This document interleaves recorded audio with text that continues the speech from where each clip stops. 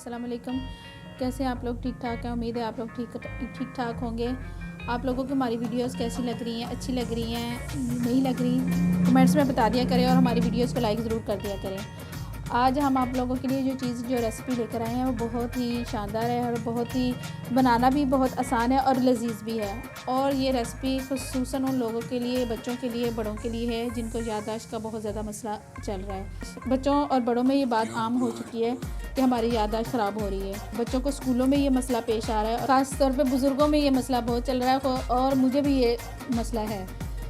तो आइए मैं आपको दिखाती हूँ कौन कौन सी चीज़ें हैं और इनको कैसे बनाना है। दिमाग के लिए, नज़र के लिए, याददाश्त के लिए ये बहुत ही बेशबहा नुस्खा है। सौंफ 50 ग्राम, काजू 50 ग्राम, चारों मगज़ 50 ग्राम, सफ़ेद तिल 50 ग्राम, खसखस 50 ग्राम, मूंगफली 50 ग्राम, बादाम है ये आधा पाव है, अखरोट ये भी आधा पाव है। ये ज़्यादा लिए हैं दोनों चीज़ें तो ये दिमाग और नज़र के लिए अच्छी चीज़ है। और इनको हमने बनाना बेसन में। बेसन हमने इन सारी चीज़ों के लिए आधा किलो लिया है।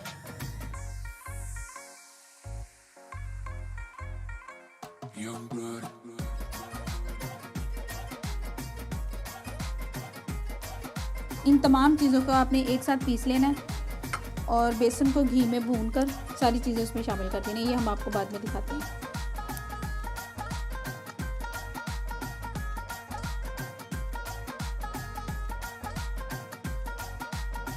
एक पाव घी हमने इसमें डाली है।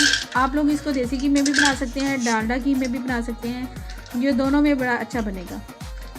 घी गर्म हो गया, अब इसमें बेसन डालेंगे और बेसन डालकर भून लेंगे।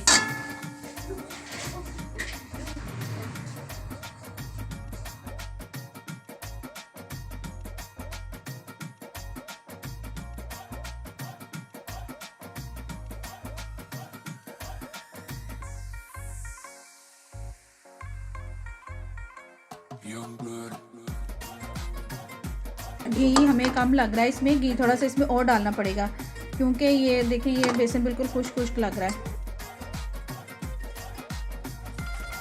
बेसन हमारा फ्राई हो चुका है। ये देखें बेसन का कलर भी चेंज हो गया और इसकी खुशबू भी आने लग गई है। और इसमें घी इतना होना चाहिए, ये देखें इसमें घी इतना होना चाहिए कि ये देखें अच्छी तरह जो बेसन है वो इसमें भुन रहा हो। चीज़ें हमने सारी ग्राइंड कर ली हैं, पीस ली हैं। सारी चीज़ों को पीस के अलग-अलग रखा है। अब इनको आहिस्ता आहिस्ता डालेंगे, बेसन में डालते जाएंगे और इनको भूनते जाएंगे। इसमें ये हम शुगर के मरीज़ों के लिए बना रहे हैं, इसलिए हम इसमें चीनी नहीं डाल रहे। थोड़ी सी शक्कर डालेंगे ताकि उनके लिए वो फ़ायदेमंद रहे। हमारा मकसद है उनको ये वाली चीज़ें खिलाना, इसलिए हम इसमें शुगर नहीं ऐड कर रहे। अगर आप लोगों ने इसमें चीनी ऐड करनी है, अगर अपने टेस्ट के मुताबिक, नहीं तो वैसे इस रेसिपी के लिहाज से इसमें आधा किलो चीनी जाएगी और उसमें आधा कप पानी का डाल के आपने पहले उसको चीनी को उसमें उसकी चाश बना लेनी है। फिर उसमें आपने ये सारी चीज़ें ऐड कर लेनी है जैसे हम अभी आपको करके दिखाते हैं। शक्कर ये देखें, हम इतनी सी शक्कर हमने ली है, तकरीबन ये 1 कप शक्कर है।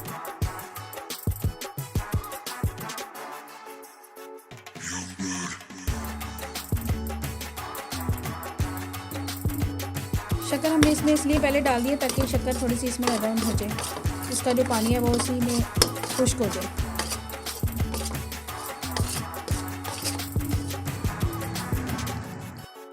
बादाम डालें, काजू डालें, इनको साथ साथ मिक्स करते जाएं।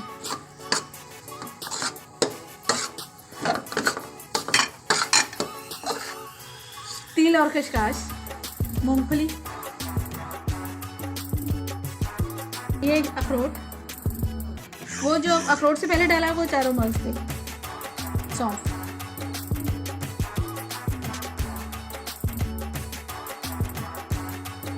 यहाँ पे इनको मिक्स करना ज़रा तरीके का काम है, तो हम आपको लोगों को मिक्स करके अच्छी तरह दिखाते हैं। आपने भी इनको ऐसे ऐसे ऐसे ये जो गुठलियाँ बन गई हैं इनको ऐसे ऐसे करके आपने अच्छी तरह इसको मिक्स कर लेना है और इसको सेव करके रख लें। ये ख़राब नहीं होने वाली चीज़ इंशाल्लाह। आप इसको बाहर रखें, फ्रिज में रखें, कहीं भी रख के इसको स्टोर कर सकते हैं।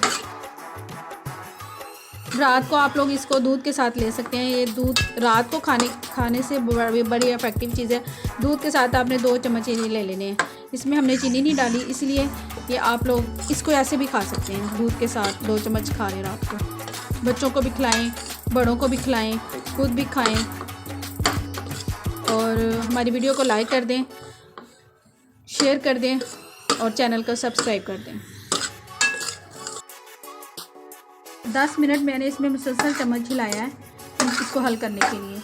ये जब आप लोग करेंगे तो फिर आप लोगों को खुद अंदाज़ा हो जाएगा। देखिए मैंने इसको अच्छी तरह मिक्स कर लिया है। इसको ऐसे से करके सारी गुटलियाँ इसकी मैंने ख़त्म की हैं। अब हम इसको डिश आउट करके आपको दिखाते हैं।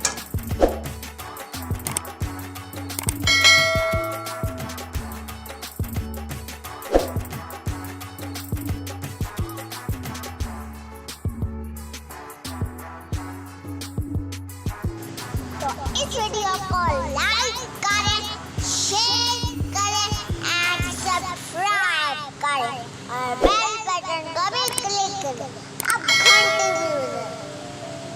टन टन टन टन।